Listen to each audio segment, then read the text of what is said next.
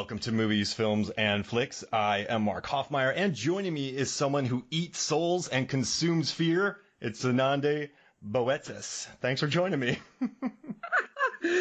That's a solid 8 out of 10. That's a solid 8 out of 10, Mark. Good. Thanks. Yeah, I had a 10 out of 10, and then I got nervous, and so I have a question for you. So in this movie, the True Knot, Rose, all these people, they kind of consume fear, they kind of eat souls. Like, what's better, eating souls or consuming fear? Like, what's more sustenance? Wow. I mean, eating souls, I guess. I don't know. Consuming fear, I really don't know what you end up with there, I guess. I was thinking about soul. That's like a big meal, right? That's like a one-timer, like a big steak. But maybe fear, like you can milk it. I think it's more like, like a python's diet, maybe, like you only have to eat like every once in 6 months or something and you're good. You're set to go. Well, that's a great visual, actually. When you said that, I saw it. That's interesting. I guess that is kind of like these people. I mean, they've been, ravaging for millennia and just consuming people, and now they just drive around in RVs looking for people? Yeah, exactly. Like, I love the way how they just, like, they don't care at all. Like, and it's very funny for me though, because it's like this whole juxtaposition of they don't fear like consequences, but they actually do fear death a lot. Like that's actually like their whole thing. They want to live forever because they're so scared of dying, and they just go around and do whatever they want. But like, it's just this fascinating. The True Knot is fascinating. I find them fascinating. It's also hard to really choose like the favorite. I mean, Rose is an obvious favorite character, but I would have loved actually seeing more of the other characters in the movie because just a fascinating bunch of people, really. Yeah, I don't really mind some people don't like book adaptations because like it didn't stick close to the book. But like in the book, Dr. Sleep, the characters get a lot more screen time, but or book time or page time. I guess obviously because it's spread out of 800 pages. I have a random story for you. So I read this book in 2013, and my wife and I got married. We went on our honeymoon. We took a long flight, and our TVs didn't work, so we just read our books the entire time instead of watching movies. So I plowed through Dr. Sleep, which I don't think you should, in like a day. And when we were on the cruise one night, we left the little patio door that goes outside. I left it open, and I'm telling you, I woke up yelling one night because I thought I saw Rose the Hat, like, staring at me from my balcony. And I just woke up yelling in fear of this character. Like, I was, like, sweaty. I don't know, in the book, that character really got to me. And when I watched the movie, I thought Rebecca Ferguson was just perfectly cast. It's basically what I saw in my head. And when she tells Jacob Tremblay, like, he's like, is this gonna hurt? And she's like, yeah. Like, that's what a tough scene. But I almost laughed a little bit because it's just so mean. Yeah, it's almost, you feel like afterwards you're like, wasn't that a bit over the top? But then no, not at all. Like it was so brilliantly played. And also Jacob Tremblay, oh, wow. Just wow. That kid was amazing. And that scene I read the other day, like Rebecca was like, that was such a tough scene for everyone on set. Like at the end of it, they were all crying, like script supervisors, everyone on set was just crying. And Jacob got up and was like, cool, I'm ready for a Coca-Cola now. Like, the kid's fine and the adults are in pieces. It's just hilarious, really, because what a harrowing scene. I mean, like, it's one of those scenes where when you talk about the movie, it's like, oh yeah, and then that scene, right? That scene. Oh God, yeah. People when I ask for questions on Movies, Films, and Flick Facebook, people just drop that scene in the way. Absolutely. And it's an unforgettable scene because like I also read like Flanagan was like they played with maybe like doing the scene off screen, but he said it was such an important thing to do really because that was like the moment that brought Abra and Dan into action and like really, like start looking at, okay, what are these people? Because this is not okay. We need to do something about it kind of vibes, I think it was handled very, very well. But oh yeah, like I've seen the movie 3 times now and it doesn't get better watching that scene. It really doesn't. I kind of thought about something, and this is a bad thought, but that kid was cheating. He was using his powers to hit every ball. So like, oh yeah. I know that's bad. I mean, what happened to him is horrible, but I'm like, wait a second, that kid was cheating. I don't know if that's a good or bad thought to have, but I mean, he should not have been demolished by the True Knot. Look, if you have the ability, why not use it? I guess, like at least, he was using it in a team situation, at least, like not only for his own gain, I guess. Whoa, Yes, you can argue that. Like, I guess if it was tennis or something, he'd be cheating. But since he plays on a team, they're benefiting from it. Yeah, or like track or something. Yeah, that's a really good point. I like that. I didn't even think about that. So now I like the kid a lot more. That's good.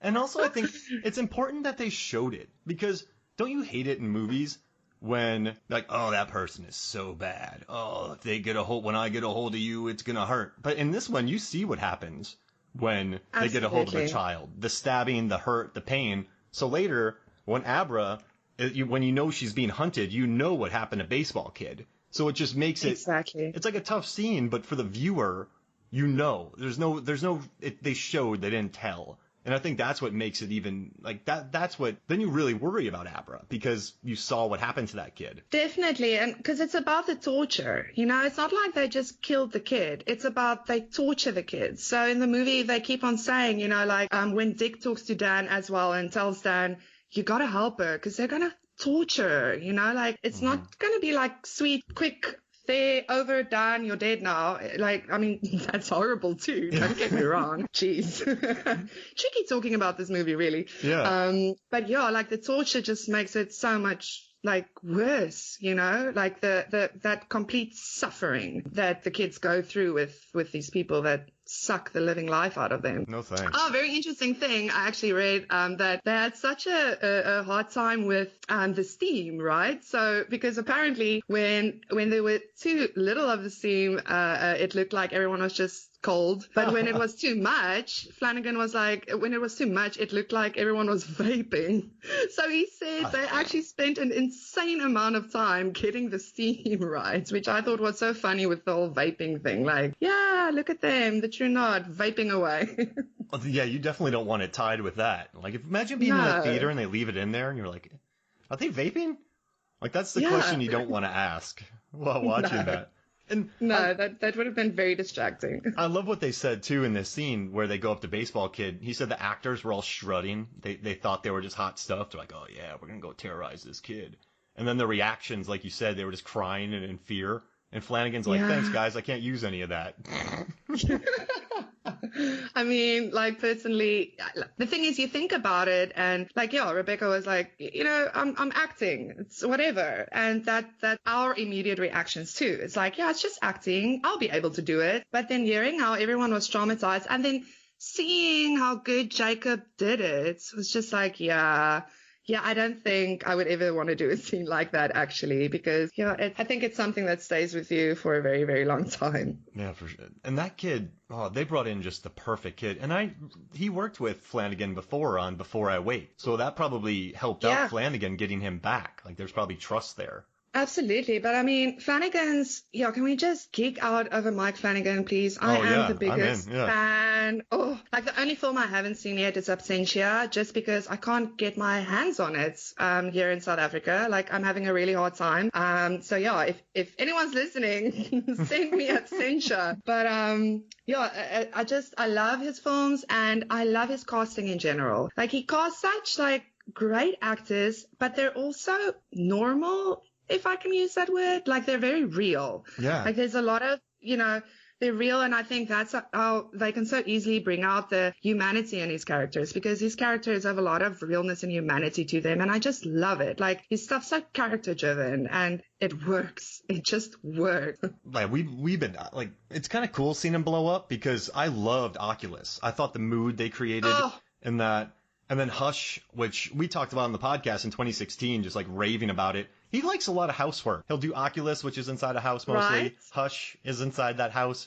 Gerald's Game is inside that room. The Haunting of Hill House, that's easy to explain. I guess they go to the Overlook on this, but it's kind of nice to see him successfully branch out to much bigger budgeted stuff. And I mean, absolutely, he nailed it. Absolutely. But I don't know how he does it. Like, the tone, right? Like, what's like Oculus, right?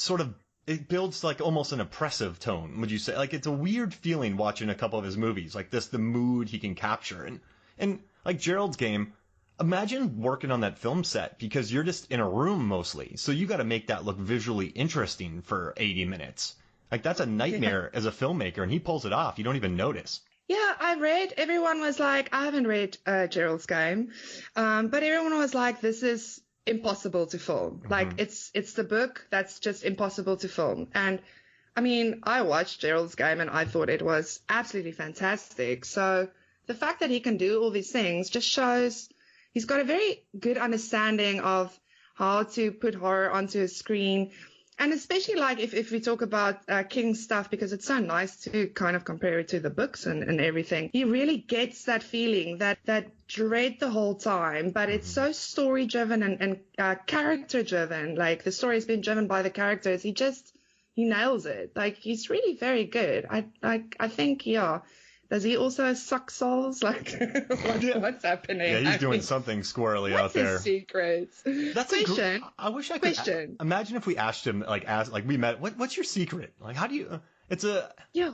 Because you know what? I don't know. Did you watch any of the behind the scenes videos for this? Like, there's some on YouTube and kind of floating around. And I did. I watched a couple, yeah. And he's like, so they shot in Atlanta, which is where I live, and I used to work in the film industry, and I wish I would have stayed around the industry long enough to work on this, because they like recreated the hotel, the lobby, the hallways. But when he's doing it, he's wearing shirts from The Shining. He's wearing a Shining shirt. He's wearing like the Apollo shirt. So he seems just like a big nerd. Fan. Yeah, he absolutely is. Like I read that after he did Gerald's game.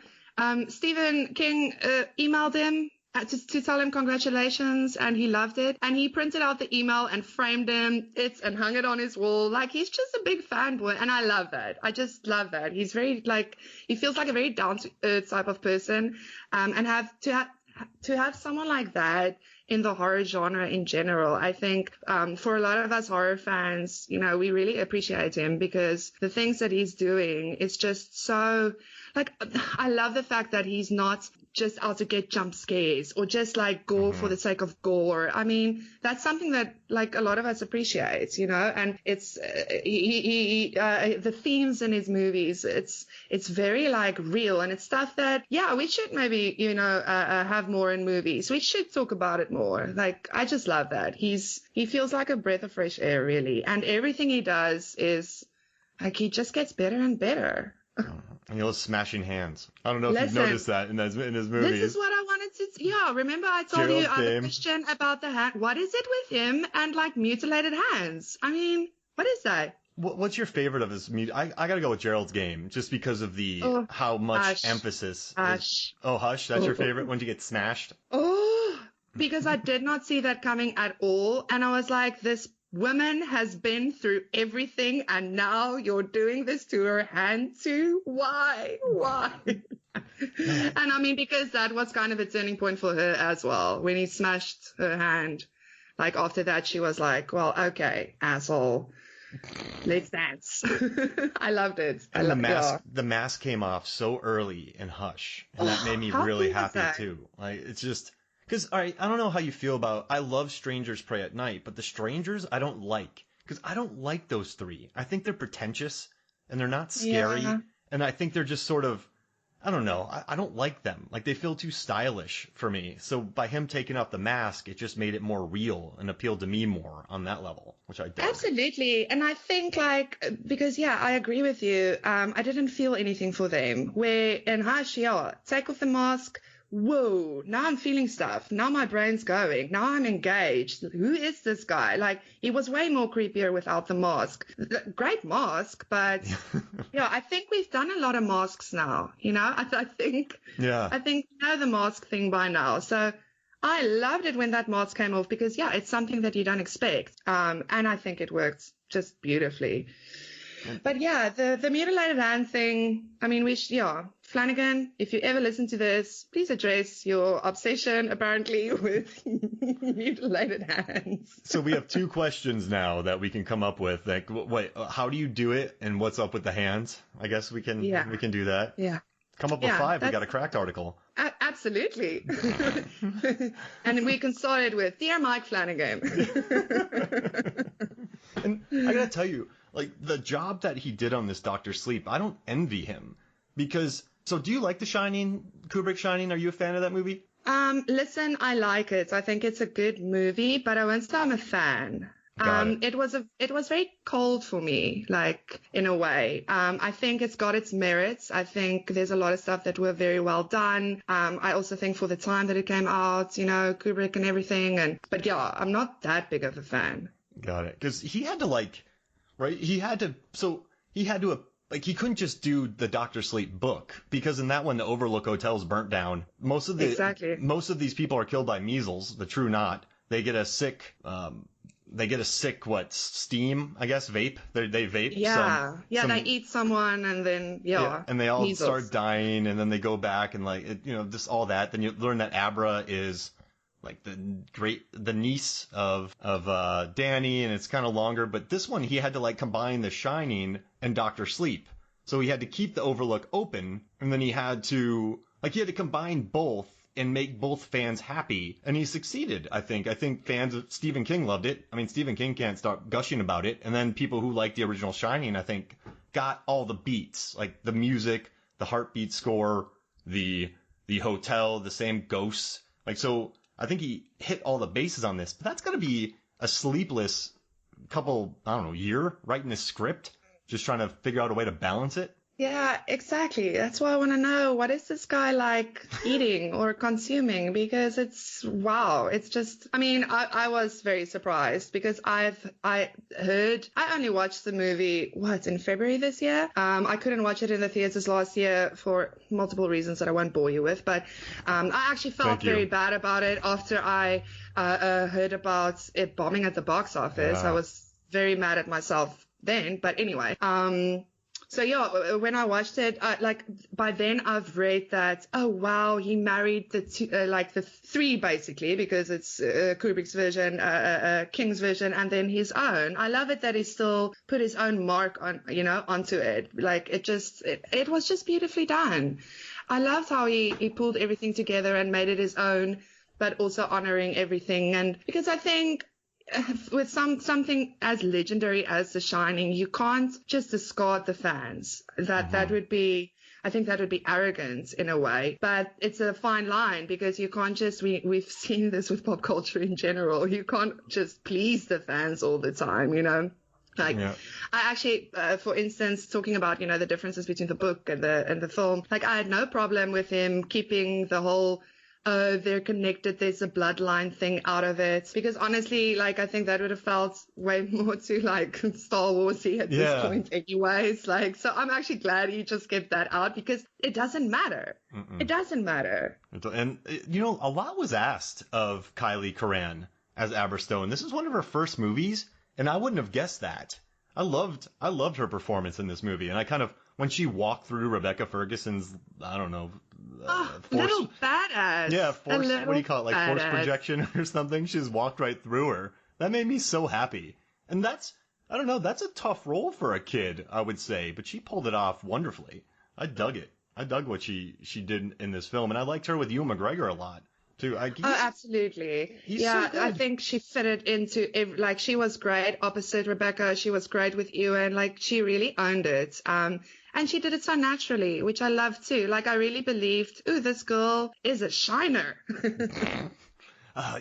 Just the opening scene. Oh, you know what is one of my favorite scenes in this movie is when, in the beginning, when she does her abracadabra and she has the spoons hanging up to the ceiling, and then she kind of says something and then all the spoons fall. But that little shimmy that Rebecca Ferguson does when she feels the thing, it's just so it's so, it's a shimmy, right? Is it like a little... It's a little shimmy. It's a little, with her back. I love it because she's acting with her back there. Yeah. Like this little back shimmy. I'm like, ooh.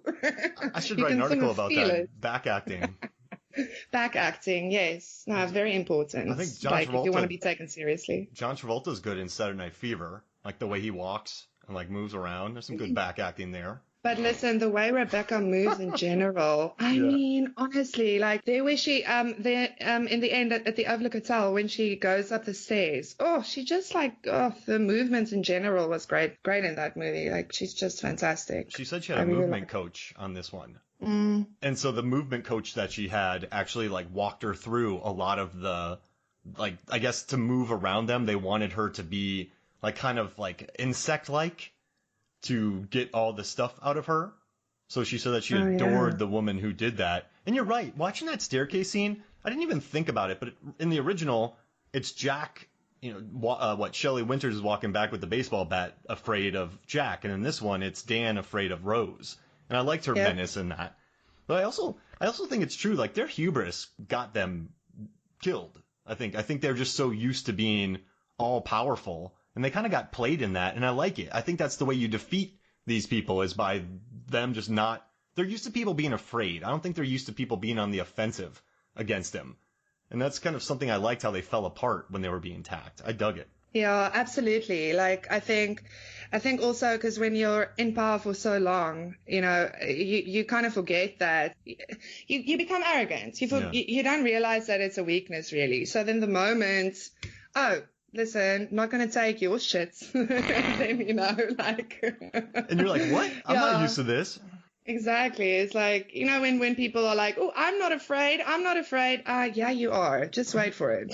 Just wait for it. You will be exposed. And I kind of loved like the whole thing with Dan, having this fear. And then at the end of it, like coming to terms with, like it's a movie about life and death and mortality and loss. And it's all these themes just, again, like Flanagan just weaved it all together so beautifully, and still honoring Kubrick and still honoring King. I mean, we can go on and, we all know this, but I just love how Flanagan puts its mark on it because, yeah, like Hill House, all the stuff that he does, it's just, yes, like it's stuff that you can't stop thinking about, really. There's always something that you're like, oh yeah, I mean that actually makes you think of, it makes your mind.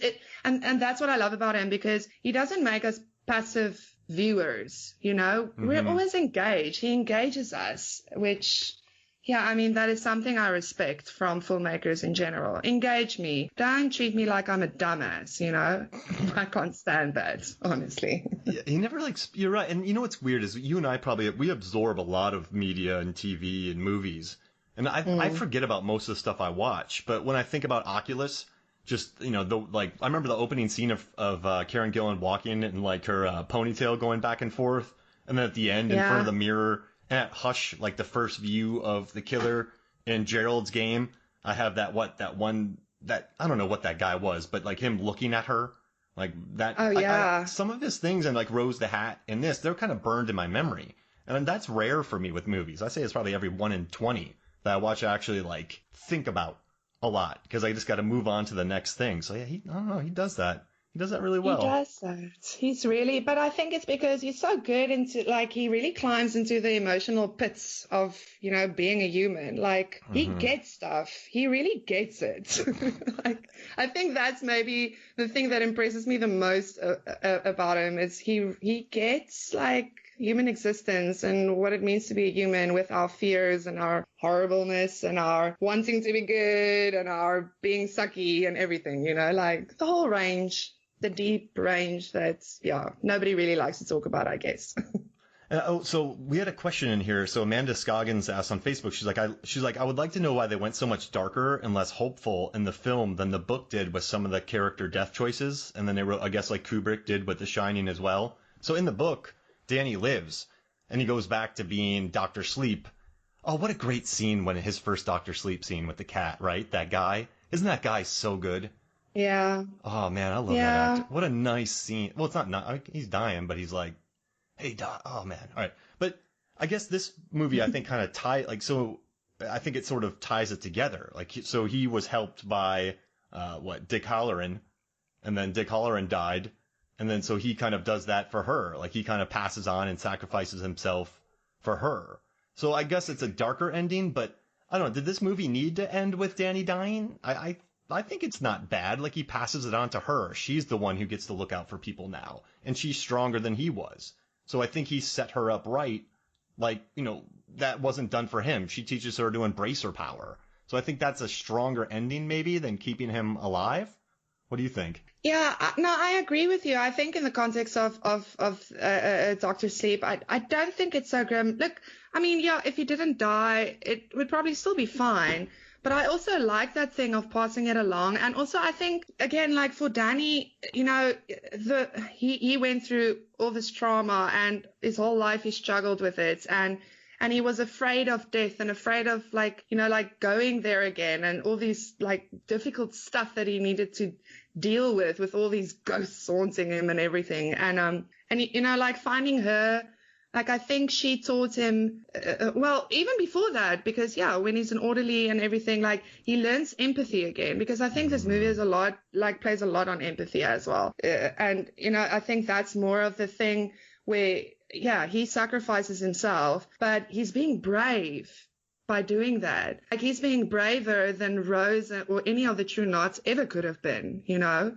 So, yeah, I didn't think it was that grim. It was sad. Look, Billy's death was sad for me. Oh, I mean, hated that. poor guy. I mean, no, that was a death that I could have done without, honestly. Like, that was horrible. But wasn't that the, like, because he's such a good dude. He takes Dan in. He gets him a job. Like, takes care of him. Then they go, like, he goes with him to go find the baseball boy body. But I did kind of like Snakebite Andy's laugh as she was dying. Like, that's so evil. Like, it's just such like yeah. It's like she's like I hate men, and she was gonna kill him, and then she just gets that one last off, and I guess that visual is cool, but I love Billy. He was such a good dude. Yeah, no, Billy was the best. I really, when that happened, no, no, let's reverse, let's change that.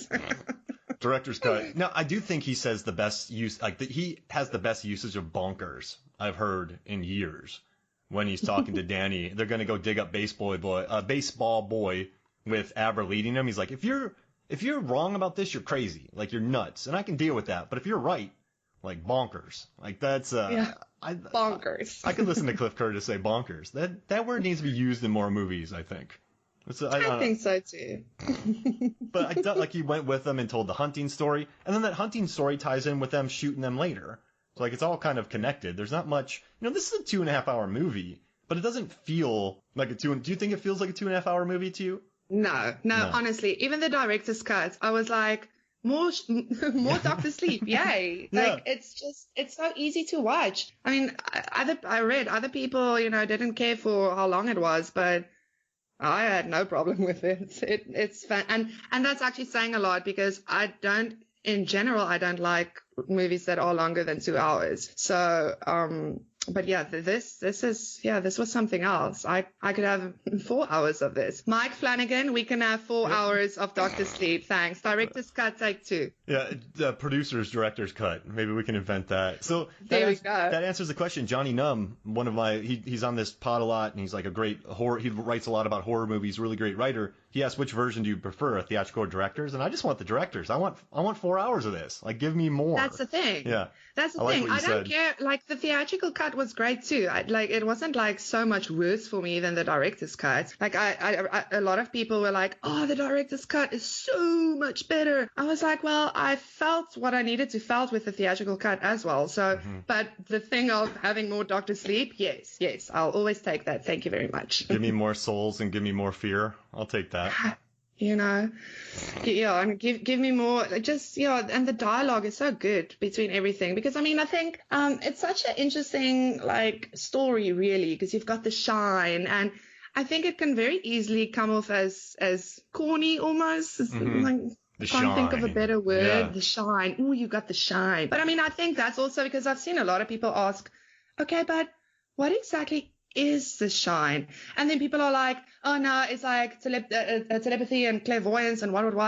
But I think it's so much more than that, because if you think about the movie, it's just about the awareness, really, the ability to be aware of people around you and how they're doing and what they're feeling. Like how Billy tells Danny, he can just feel when someone's in need of help. When Danny asks him, how did you know about me? And Billy was like, well, I can just, and Billy wasn't even like he had the shine or anything, but because Dan also says some people don't even know that they have it, but it's like that ability to know if someone's off or if someone's not doing okay. Like, I think it's, if you want to like bring it back to the real world, like what's the shine? It's very much just about having awareness, and that also ties in for me with empathy, because I don't think you can have empathy if you don't have awareness.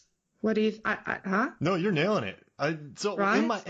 in my head, I'm thinking about how much deeper you went with this movie. I'm thinking about the word bonkers and stuff like that. And you're dropping some truth bombs on me. And I love this because it's true. It's just the awareness, right? Some people have it. Some people don't use it. Sometimes a lucky number, you can stop at this place. But I think it's just reading people, knowing people. Wow. Exactly. That feeling that you get when you meet someone and you're like, I like this person. This is a good egg. Or, oh no, why is this person giving me the creeps? I don't even know them. You know, like that sort of stuff. It's a very acute sense of awareness, really, that some people have and some people don't. And I think that's the shine.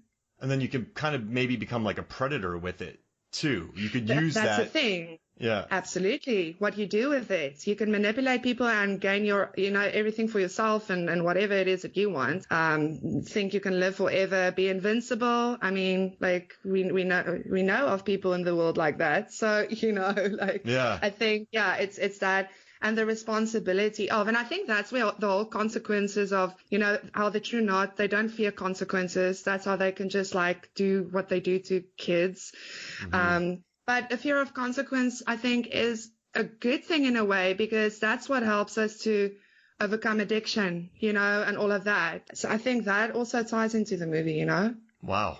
Man. Yeah, sorry. This is like, I love honestly, this movie is very close to home for me because I had a traumatic childhood. I can relate to Danny a lot. So, I'm going to come with the deep stuff. But we'll also keep it light and say bonkers at least every 5 minutes, at least. I feel the same way about the movie Take Shelter. Like, I would get very philosophical about that movie. That movie, like, hits me. Just thinking about it, like, really gets me. So, I know, I guess I don't know how you feel, but I kind of know, like, looking into the characters and the shots and explaining the motivations. I definitely know where you're going with that. Yeah. And I think that's to also go back to a previous question that, like, when you asked me how do I feel about The Shining, I think with The Shining, I didn't really connect with it that much. And yet it was also very close to home for me. Like, my dad, he wasn't like, he struggled, and we had a lot of shit with that. And, but like, with this one, I felt, and maybe because it's from Danny's point of view, being the kid that had to go through that childhood trauma, and dealing with it. I mean, that whole thing when he gets his 8-year coin and he talks about sobriety and he talks about his dad, like, it was so accurate, Mark. I can't tell you. Wow. Like, extremely accurate. Like, that is how it is. You feel like you want to run away from, but you also want to run towards, because, like, it's how Dick says, we all have a bit of light and a bit of dark, like, even Jack Torrance had a bit of light in him, even that we didn't really get to see much of it. It was there, but it's like this whole process that you have to go through. And, but I loved, like, the end of the speech where Danny ended it saying that, his sobriety was for his dad, and that he kind of did it for the both of them because Jack Torrance never could do it. Oh, dude, so accurate. So accurate. I thought at first his performance maybe was a little what was I trying to think? Like, understated. Like, I didn't know if he, but then I guess I watched it again and I picked up a lot of those notes a lot more. I really liked that. I found more nuance, which obviously you do the more times you watch things, but I found a lot more nuance. Like the way he's I call it The Shining. Like, that could sound goofy in another actor's words, but the way he said it, like, I think Ewan, I mean, he's been acting forever, but he got this character, and I think he was able to really kind of deliver the earnestness of it, I guess, and the helplessness. Oh, yes. And I dug that. Yes. I don't know. No, he played Danny with such humility, and I think that is what was really the winner. Mm-hmm. Like, he played him down as well. Like, you could see the little boy in him, really. And I think that is, like, like that what makes his story so sad. But then to see him grow throughout the film, it's just so beautiful. That's why I don't think the ending is really grim. I think he was, like, at the end, he was at peace with it. Mm-hmm. And I think at the end of the day, that's the most important thing you can hope for. Like, how would you like to end your life? At peace. That would be great, And, wait, I had something good. I forgot. Because, no, you're right. I mean, he ended up really happily. And at the end, Abra was able to say that her dad was at peace. So I really appreciated that. Like, it was a neat scene between her at the end where she finally started using her powers. And you know what's interesting?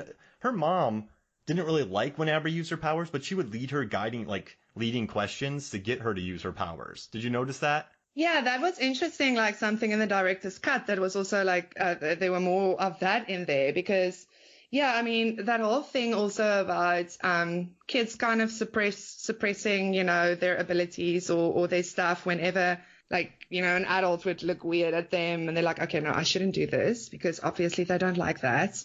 And I so felt for her, that her parents were like struggling to deal with it and she couldn't just be open and honest with them.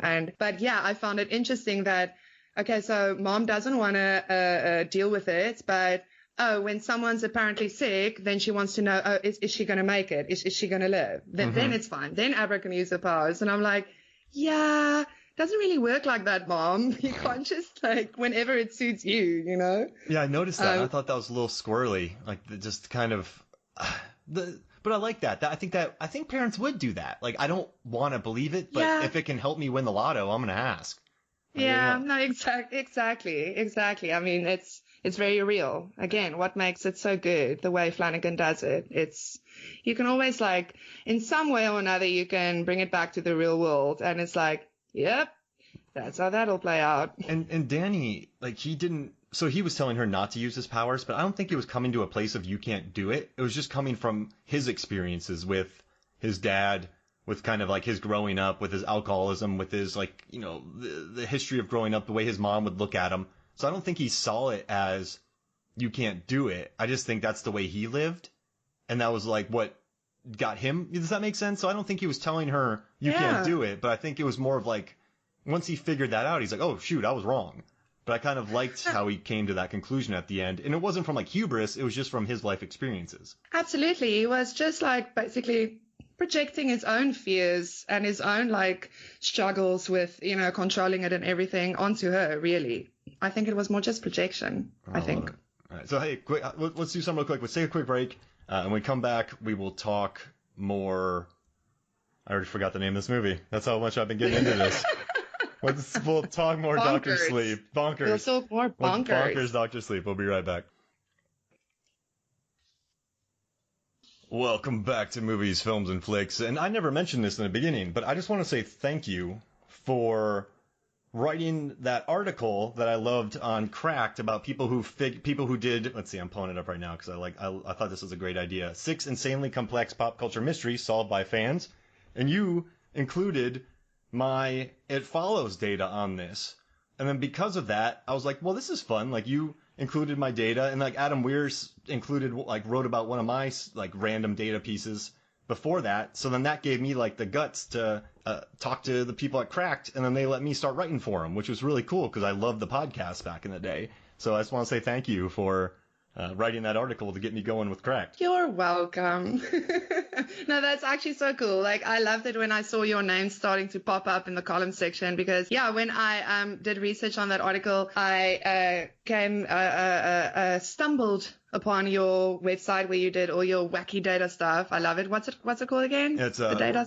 Oh, I just call it dumb data. And it's like movies, films, and flicks.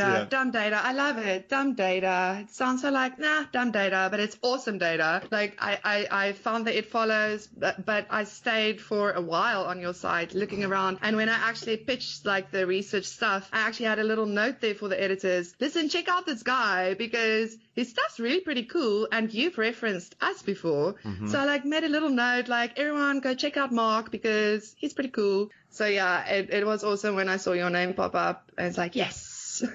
Yeah, I one of us. Well, I call it dumb data just because. All right, so maybe I'm a little defensive about it because it's silly, but a lot of people on the internet are just so like, this is dumb. So I think I got defensive, and I'm like, it's just. So basically, I tell people I just want them to chuckle. Like, my stuff won't change any lives, but it'll just get people laughing about whatever it is. So I started calling it like dumb data to like head people off at the past, and maybe it's a little self-conscious, but and also when people call it dumb data now, I'm like, it's what I call it. Like, so I guess it's kind of, there's a lot of work that goes into it, but I guess it's a defensive thing. Yeah. And that's why I call it dumb data. That's a lot of work. You did a lot of work. No, I think it fits. I actually think it's perfect. It's such a internet name for a site anyways. No, I think it's good. I think you're good with that. And it's a great site and you do great work. It's very fun. You just like, it's a lot of data and stuff, but the way you write it, for the readers, I think it's great. Everyone should go check out Dumb Data. I wasn't fishing there, but I appreciate the ad and read more Cracked. Yeah. And like, look for your stuff. So, I mean, you know what, in the post for this, like I write one for each. I'll just include the links to your work with bunny ears and Cracked, and then I'll include your like Twitter, so if people can come check you out. That was good. It follows producers. They asked me not to say who, but they reached out to me and said my data was like almost exactly right, which made me so happy. They're like, wow. They're like, you nailed it. That's weird. I'm like, why? What's up? Did they email you? Yeah, they like reached out to me. Well, one reached out to me on email, and the other one sent me a message on Movies, Films, and Flicks. And I got the message, and I was like, from two separate ones. And they're like, yeah, like I don't know how you did it, but like that was you kind of nailed it. Like you basically figured out the timeline of the movie, and so that made me really happy because I figured there was no right. You know what I love about Dumb Data? There's no right answer to it. So as long as my math checks out, it makes sense. You're fine. Yeah. Oh, that's so cool, though. Like, I think you should print out that email and frame it. Oh, that'd be nice.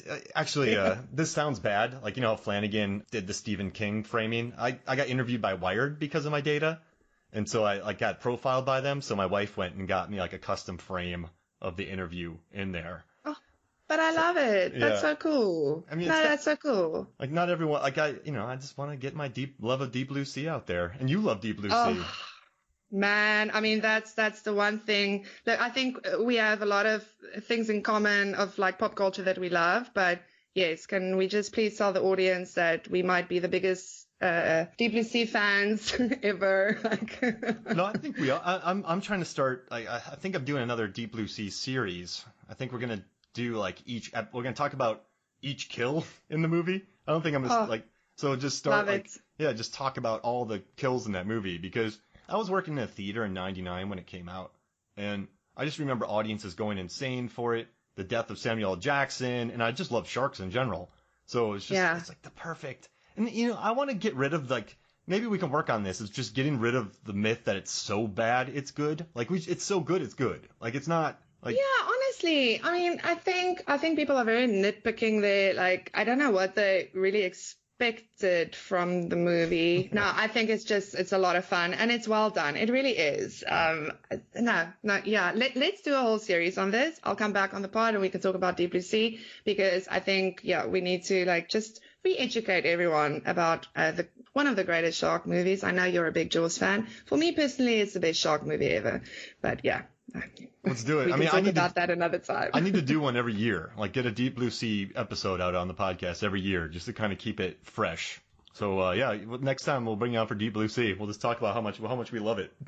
Yes, sharks. It's just that, and then that one scene, and then that scene, and then what about that one scene? Yeah, and the other scene. Remember that other scene? Oh, and that reminds me of that other scene. But you know what? Yeah, that's exactly how I feel about Dr. Sleep. Yeah, because it's like, the scene, and then that scene, and that scene. It's one of those movies. It really is. I do have a question for you, and I know you have some questions, so we'll make sure we'll get those out. But also Nicholas asked us on Facebook. He's like, "Why the goofy hat?"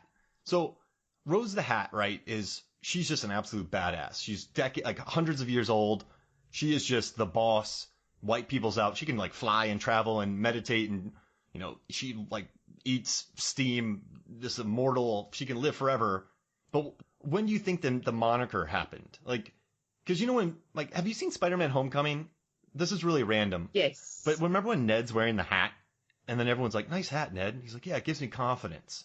Do you think that was like her when, so her character came over from Ireland? Do you think that was early Rose before she was Rose the Hat? Do you think she put the hat on?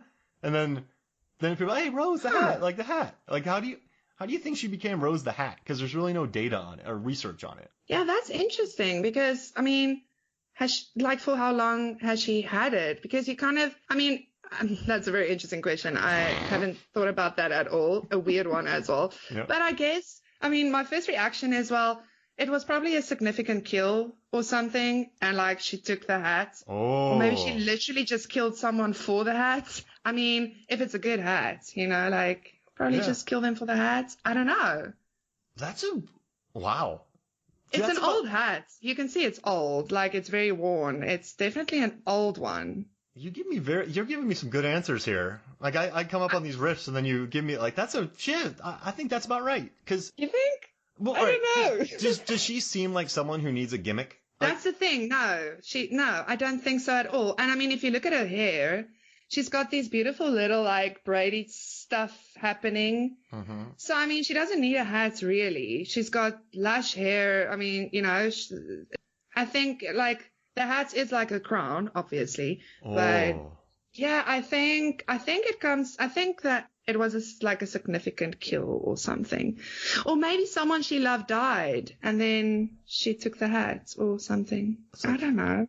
Do you think she's attached to it as like Indiana Jones is to his? Like, obviously, right? She would not. No, yeah. No, her hat is everything, definitely. Like, it's a crown. In the book, she had to they burned it because Abra said it had black magic on it. But they don't say anything about it here. But the crown, that's another good one. Jeez, that's kind of her. It's a big old hat. And then, you know, they found a hat, but then they had to resize it. Like, they had to recreate it. So they found this, like, 100-year-old hat, the costume designer. And then he went and then sized it for Rebecca. Like, they made it custom. I hope she kept it. She better have that hat. I would have. Like, it's really, I want that hat. I love that hat. That is an amazing hat. I would just take it home every night. And like, where's the hat? Oh, no, we need a new one.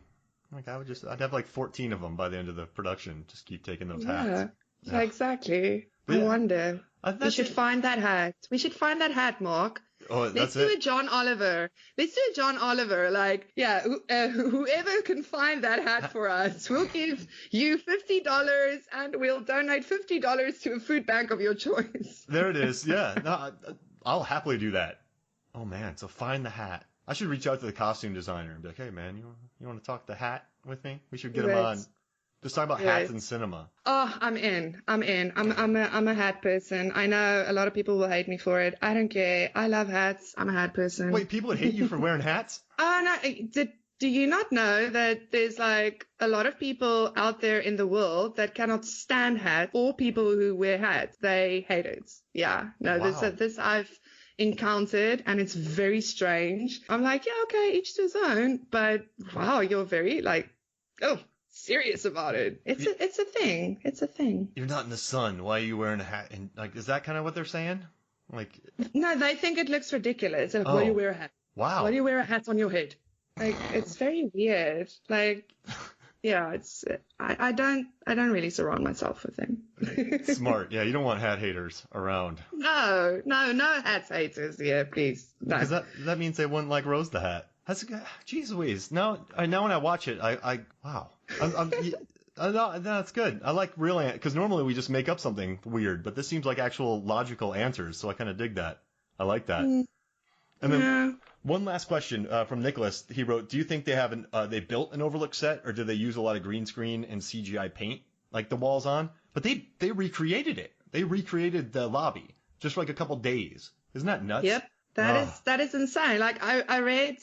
Not read. I watched an interview Flanagan did, and he said there's 3 Kubrick shots, only 3 in the whole film, and it's basically the 3 shots leading up to where they drive to the Overlook. So they just basically added snow and made it a bit darker. You know those shots, the one with the lake and the island, and then the one where they're driving, you know, on the mountain road.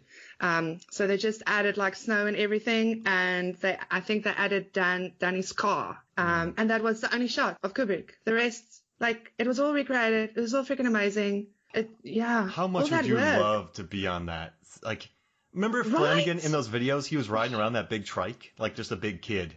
And I loved it. I thought it was really interesting too. Like, you know, in The Shining, they really got into like the Steadicam, and they had the operator running behind the kid when he was riding around in his trike. In this one, they had a cart that was being pushed by a dolly grip, and then it had the cameraman just sitting. So I thought that was pretty interesting that they didn't just have a guy with a Steadicam chasing the kid riding around. Like, they had, you know, more sophisticated rigs. But I thought that was pretty neat to see how they did that. probably faster, probably more like, because this movie didn't have the biggest budget. I think it's something only around 45 million, which still kind of blows my mind, because that's not expensive.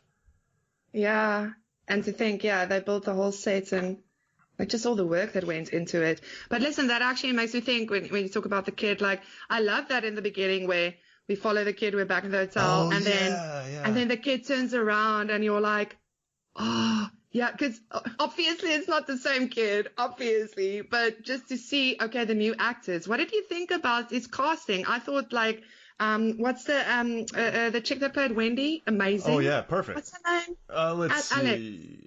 Let's see. Wait, why do I not have this? There's Jack Henry. She was so good. Oh yeah, Alex. Good. Alex. Just looks just like her. And you know what I liked? They didn't de-age. Like that's such a weird, like what Uncanny Valley thing. I loved how they brought in like Henry Thomas to play the bartender. And how I would love to get in with this guy because Henry, he was in Gerald's Game, and then he was in that house on what house? Yes. The Hill House. And then he was in this. Like I want to get in with this Flanagan. Like keep getting roles with him. And then I thought Carl Lumbly as Dick Halloran, like he looked just like him, but he wasn't him. But you still get it. That's just smart. It's another smart move by this guy. How's he doing? Yeah, I really thought it was well done. I really I was impressed. I liked it. I thought it worked. And they brought back that lady from 237. Ugh. But they she kind of became like a chump at the end though, when Abra just goes in the bathroom like, oh, this lady, I'm gonna go lock her up. Like I loved how that woman scared so many people in 80, and now she's kind of chump change. So I kind of dug how Abra just had no problem locking that lady back up again. Oh, that was cool. Abra's such a badass. It's really, really cool. But listen, I've got a question for you now. Uh-oh. So, because I mean, no, it's nothing like. I know. It's just an interesting question because Flanagan loves to do Stephen King stuff, and I read that they're planning to do some more stuff in the future. But if they came to you, Mark, and they were like, Mark, what should we do next? Which Stephen King adaptation should we do next? What would you tell them? That's a really good. All right. All right. So he likes to stick with kind of paranormal stuff. So, all right. Let me look at Stephen King books real quick. So my first reaction, they did a TV show with Brendan Gleeson in it with Mr. Mercedes. It was like Yes. I watched a bit of it. Yeah. But the book, right? The book just punched me in the stomach. Like it just. Man, I can't really get over it. Like, it's just, I don't know. I'd like to maybe see him do that, even though they already did it on TV. I don't want to see him remake anything. Maybe do Dark Tower, right? Like, remake the Dark Tower, because the McConaughey Idris one didn't do too well. Yeah, I didn't. No. I didn't even watch it. Yeah, I mean, I watched about 30 seconds of it. I'm like, you know, Ron Howard producing? He's like, yeah, we made a mistake. Like, we didn't do too good with that. No, but you know what? Well, like Under the Dome was a TV show. You know, I'm just gonna say it. I just want to see what he could do with Mr. Mercedes on the big screen because. Okay, cool. Because I think he could capture the vibe, like the casting. That's the thing. Yeah, the casting was so perfect in this movie. I want to see what he could do with that. Like I want to see it. Like I saw that movie in my head. So that's it. What about you? What would you have? Yeah, no, because that's a very interesting question for me too. But I think I'd like to see him do Salem's Lot because I love that book and I think he can do something really good with it. And yeah, I wouldn't mind seeing his take on Carrie.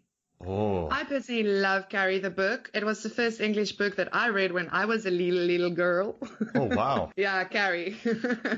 A good first English book. I loved it. And yeah, I didn't like the recent remakes. And I just think Flanagan knows how to do female characters really, really, really well. Mm-hmm. So yeah, I wouldn't mind maybe a mini series of a Carrie. Yeah. Or The Running Man. Just have him remake that. Have you? Well, I mean, maybe just all the King stuff. Yeah. I don't know. Yeah, just keep him busy. Just keep giving him stuff. Them. Yeah. Because he loves King. Like, why not? Let him. Exactly. Make him do It Chapter 2 again. Yes. Did you like It Chapter 2? No. I almost fell asleep. No, I didn't. No. Let's not talk about it. All right, sounds good. The first one was good, right? We can leave. We can say that. Did you like the Yeah, first one? I enjoyed the first one. Yeah, it wasn't as bad as some people said it. Like, I enjoyed it. But yeah, the second one, and I was so excited about the second one. Oh no, it makes me sad. Let's go back to Yeah. Dr. Sleep. Yeah, go back to some good stuff. The happy movie. And how much do you want a chalkboard wall now? Oh, right. And it's so, like, that was also so beautifully, like, the set was beautiful. I loved that whole room that he was in. It was really cool. I was like, oh, yeah, I could live in a room like that. That's nice. And for only $85, that's not There's bad. a lot of space. A lot of space. It was really, yeah. And the chalkboard wall was great. And how bad did you feel for Violet, the little girl, in the beginning? Yeah, shame. I think, like, you know, when you know what really happens to her, it really breaks you. But I felt like, yeah, shame. She didn't have a lot of screen time. I wonder how people that don't know the book or anything and like, didn't know what these people do. I wonder how they felt. Did they feel anything like, or was it just like a creepy scene? Because it was creepy. Like, it was also very well done. Rose is so scary. She's so scary. I'm going to murder this kid, is basically, and she's totally fine with it. The one thing I laughed about, right, is when all the different people pop up, like that means that they're like hiding behind trees and then like waiting to like jump out like one at a time. So it's like they're a synchronized like attack crew. And so that's the one scene that kind of annoys, because right? That's how they had to have done it, or like lay on the ground. Because they can't. Thanks, Mark. I didn't even think of it that way, and now you just ruined it because I thought that was so creepy and well done, and you've just ruined it. Thank you so much. They're Thanks not for that. jumpers, right? Like they're. See, I thought they just kind of disappeared because they all got these weird like powers and whatever. So I thought like they just, like moved real quick. I don't know. They kind of strategically shuffled to get to that spot, and like they seem to be an equal distance apart. I don't know. Maybe they practice a lot. And does that mean they practice at their campgrounds? Yes, definitely. We should, find some, like, it would be nice behind the scene found footage of the True Knots where they practice at camp, like how to attack. A spoof movie on the True Knots back at camp. They're like raptors from Jurassic Park. Yeah, see, I was thinking more like that, but I mean, yeah, let's go your way because now that's ingrained into my brain. Right? I don't know. Sorry to wreck that for you, but when I see it, I'm like, man, I don't know. That's the way, like from what you've read from my stuff, that's how I watch movies. So but that's why I like talking to you about this because, yeah, you always come with interesting angles that, like I or other people don't necessarily think of. And it's like, thanks for making me think about that, Mark. Good stuff. I really hope the next time you watch this and you see it and you're like thinking about them rolling on the ground or like hiding behind trees to like perfectly scare a child. Oh, but yeah, shame. I mean, poor Violet. Like at that when Rose eats the flower, the purple flower, when she doesn't eat it. She just like, the way she puts it in her mouth, that whole action. I was getting goosebumps. I was like, yes, this woman. She's much. And then they took a dig at Violet later, didn't they? Like, yeah, that last girl didn't last long. It's like, geez Louise, you guys have lost. Yeah. You guys have lost any, like, empathy that you have. Just kind of referring to that little bugger. Kind of insulting her. Absolutely discarded her. Like, oh, that was nothing. Like, and I think that also just, showed how just absolutely terrible they were. Like they really had no idea of the consequences or didn't care. Like, and it's a kid. It's a kid. Yeah, and you know what though? I'm still glad the baseball kid. We saw that. I think that movie needed it. Like they showed kind of like if they'd have done to the baseball kid what they did to Violet, would you have taken him as seriously? That's the thing because they never show us what they did to Violet. So. It's like, okay, they take the kids. Oh, maybe they're just keeping them somewhere, feeding them nice snacks, and I don't know. So, they really had to show that as hard it was to watch and is still. Like I said, I don't think it's ever going to get easy to watch that scene. Yeah. And the last thing for you, like they're kind of saying in this movie that police won't mess with them and they're really rich. Did you get that vibe from them? Because I didn't really get that vibe. Like they seemed more like... They seem more like, because remember when Ewan's like, I don't think they worry about cops, or Danny said that. Like, they don't seem super like, right? Like what do they do for money? Do they just get money? Like, you will give me money? But they probably use their like manipulation powers just to get away with it. Like, Yeah. you know, I think that's just what they do. Like, You will they give me make a sure ham sandwich. they make sure normal people like cops don't even realize what just happened, or they just forget they ever saw them, you know, that kind of thing. Because Yeah. they're manipulators. So That makes sense. they get away with it, I guess. So then That would be the easy way they're kind to of lazy explain it. then, right? They just, you will give me this. Yeah. I know it's a random thing. I know I shouldn't be saying that about them, but huh. No, but I feel like, I mean, they're not really people that are up for the challenge much. I mean, if you think when Rose, like, first realizes Abra's out there, like, she's the only one that really wants to get this girl. But then later on you realize, yeah, it's because it's kind of a power thing as well. Because when, what's her ally? The Crow. The Crow, yeah. Yeah? That dude's awesome. Because he tells her, like, no, man, I think you should leave this one because she's too big and whatever. Or maybe we should, no, he says, maybe we should not kill her, but keep her for a while. And maybe we can turn her. And she freaks out and says, turn her? Like, do you know what she would be in this group? That's a power thing because she knows Abra's more powerful than she is. So, because I read somewhere people were like, yeah, Rose is such a complex character. She just wants to look out for her family and everything. And I'm like, no, she doesn't. Like, it's such a power thing for her with Abra because Abra's more powerful than her. And she's like, bitch, no, you ain't. You know, that's what that is. So yeah. I didn't even think about that either. Yeah, she doesn't want her in the group. Why get someone more powerful if you're the leader? Exactly. Jeez Louise. Exactly. Yeah, there's so many things in this movie. I mean, we can go on and on and on, really. You brought your Dr. Sleep A game. I appreciate it. This is good.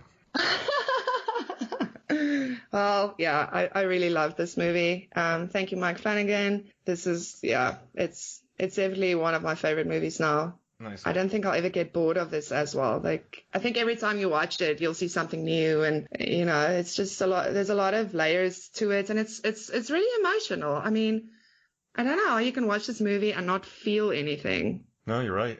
No, it gets me. I was watching it when she makes that speech about taking, like, I don't know. You know, you're right. I get the feels. Like when she's talking about how he took down empires and killed gladiators, it made me so happy.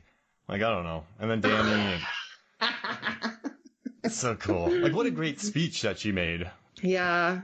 Yeah, and I think that was also so cool, the juxtaposition to like her speech with him, and then how Danny spoke to the old people that was dying in the hospice, and he was talking about the good times you had with your, you know, loved ones, and then she's like, the empires will talk down. Yeah. They cowered before you. It's like, yeah, what's like the meaning of life to you type of vibe, you know, and the total difference between the two factions almost, if you will, you know, those who want to do good and empathy and those who do not, you know. Wow. Empires versus good memories with your kid. Well, that was good. So any like, so I know you just kind of got some final thoughts, but a final thought before we get out of here? Like, how would you like? We know you'd recommend the movie, but like, I don't know, anything that we haven't covered that you want to touch on real quick? Yeah, like, if I can, everyone should watch every Flanagan movie, really. Yeah, final thoughts.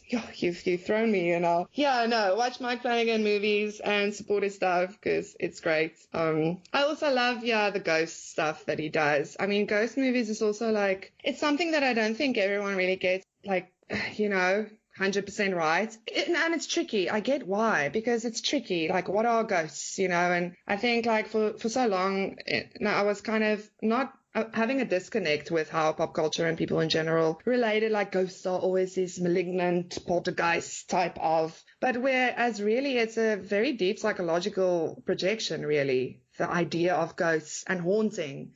And I think that's what I really appreciate of Mike Flanagan, is because so many of his stuff deals with childhood trauma. I mean, Oculus, Dr. Sleep, Hill House, even Gerald's Game, Before I Wake with the Canker Man, like so many, like he goes for the childhood trauma. And what's more haunting than childhood trauma? So yeah, I like his stuff.